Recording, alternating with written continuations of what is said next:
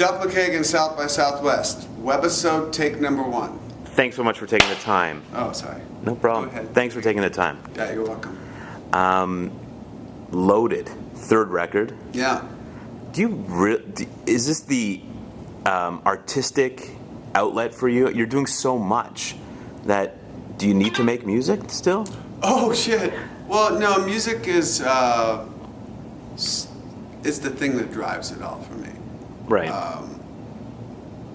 I wouldn't be here if it wasn't for music, and playing live and making records and writing music. I'm still in kind of search of that great song that I haven't written yet. And I think, I go out and see like a guy like Lemmy. Yeah.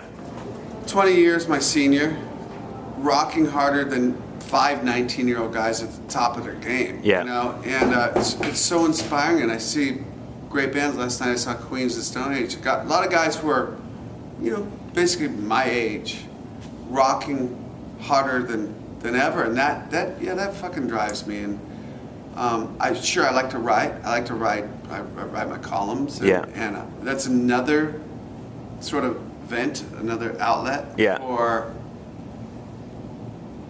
that's a different art.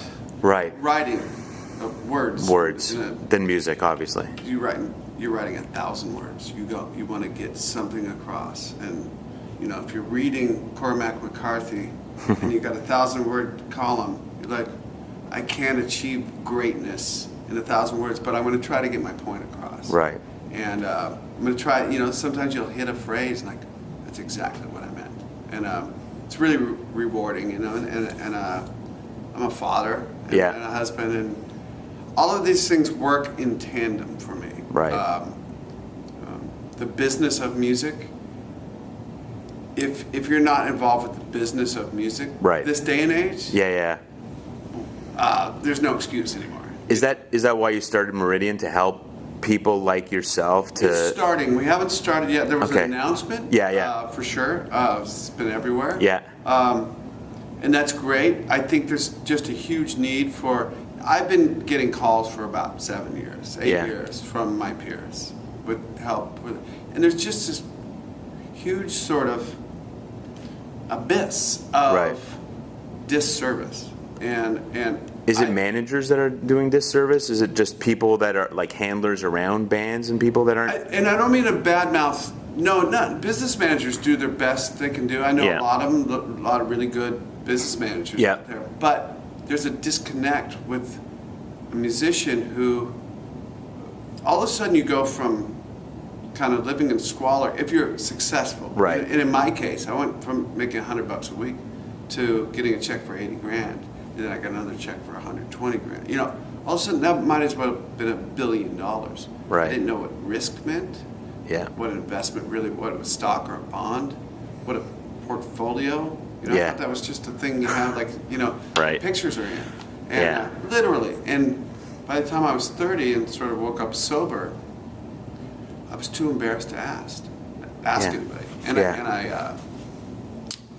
that's when I went to school. And I think a lot of my peers, they're just, nobody sat, my manager when I was 23 and didn't sit down with me, didn't think about it. Right. I go, okay, Duff. Number one, your career may only last 3 years. Well, if he says that, you're fired. Yeah. He's going to be fired. So they're not going to tell you that. Right. Right? And they're not going to say, here's what a stock is. Yeah. Here's what a bond is. Here's what asset allocation is. Yeah.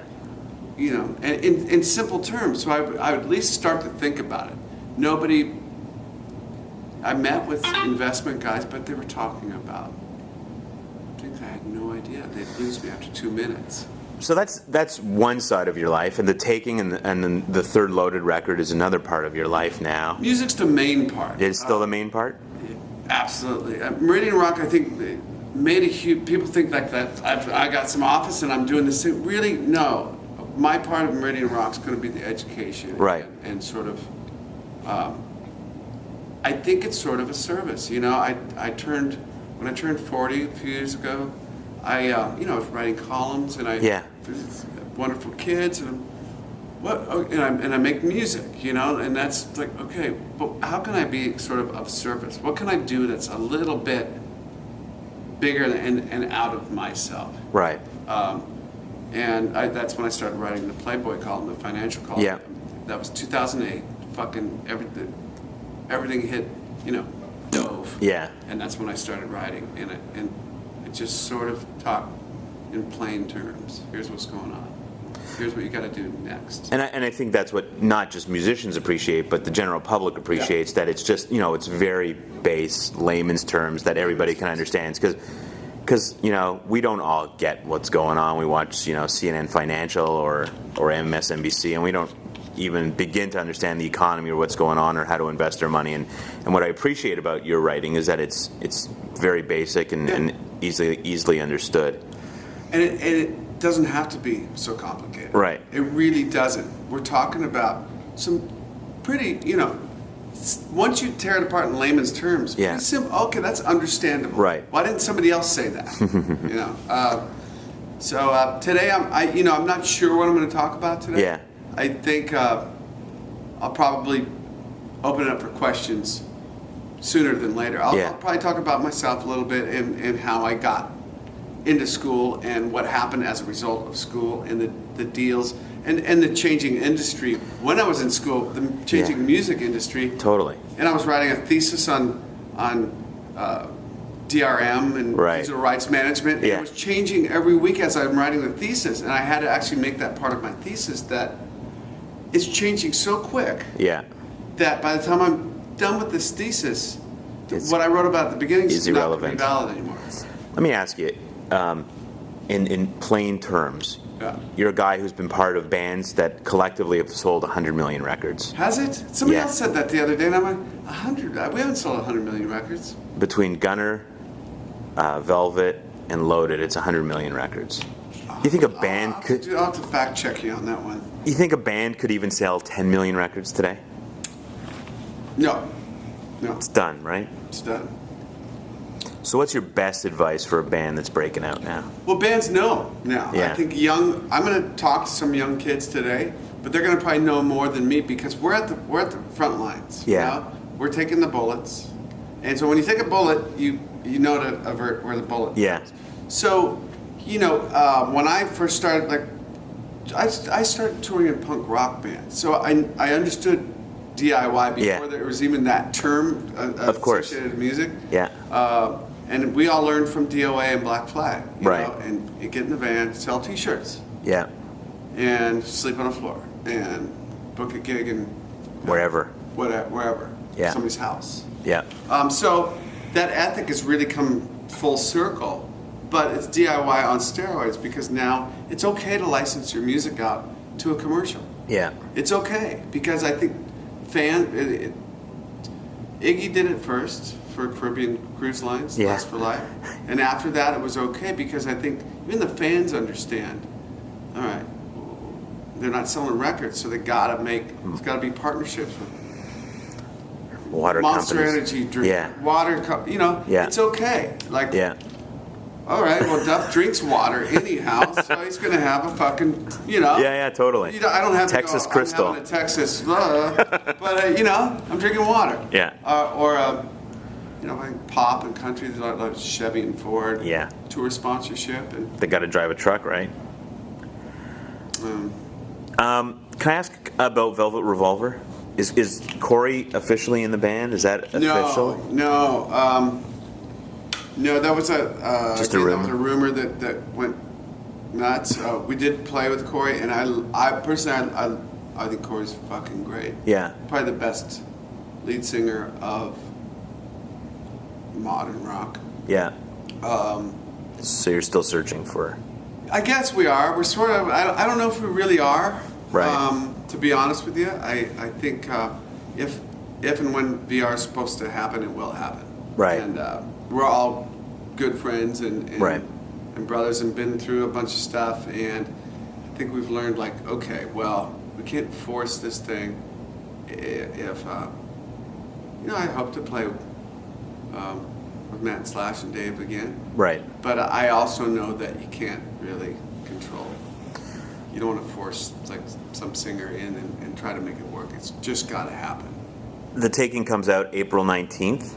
Yeah. Third loaded record, 11 tracks. Isaac Campbell's drumming with you guys. Carpenter. Yeah. The record hits hard. Yeah. What? Any specific reason why it hits harder than the previous two? I mean, the previous two were solid records on their own right, but this, from top to bottom, it's 11 really punchy tracks. Yeah, well, thanks. I think we wrote it on the road. We were a more cohesive unit. Right. And when you're on the road, you play, like we played the Sick and Dark Days material. You play it much heavier when you're out. Yeah. Playing night after night. Yeah, caffeine and adrenaline, testosterone. Yeah. And for me, I miss like my wife and kids, and you Right. got like all those things. It's like this, and we started writing these riffs, and they were just heavier and meaner, and we got off the road, and we just wrote like this band record, and even lyrics, everything, like it was just a band effort. And Terry Date heard a couple of the demos. He's like, "Fuck, I want to do this record." And it Right. was really, everything just worked perfectly, and we found this partner in Eagle that was putting the record out. Yeah. That really believes in the record, and so far, I mean, they've kind of put their money where their mouth is. Like we're playing some great gigs. That they're, South by Southwest is not something you just come out and play. It costs money. Yeah. And we're playing the Golden God Awards for Revolver magazine, and then we take off to Europe and play a bunch of festivals. And What's the first single from the record? Dead Skin. Right. And we're making a movie. You are making a movie based on the... Madcap. It's not even... No, the record is a soundtrack for the movie. Oh, wow. But the movie has nothing to do with the record. Our drummer gets kidnapped. And he's held ransom. Right. By a former Soviet state. And, we wake up and it's kind of like Hard Day's Night, sort of. Sort of. And we have to get our little buddy back, Yeah. And, because we have a gig that night. Right. Naturally. Obviously. So, I don't have any money because I was taken in a Ponzi scheme. Mike Squires sells himself. He puts out an ad with like no shirt on in the back of one of those papers, and he sells himself. When are we going to see that movie? June. I think it debuts at the Seattle International Film Festival. In June. Yeah. Cool. Continued success, man, and a real treat meeting you, and everything you're doing is just pretty awesome. So thanks. Oh, cool. Thank you so much. Thanks. All right.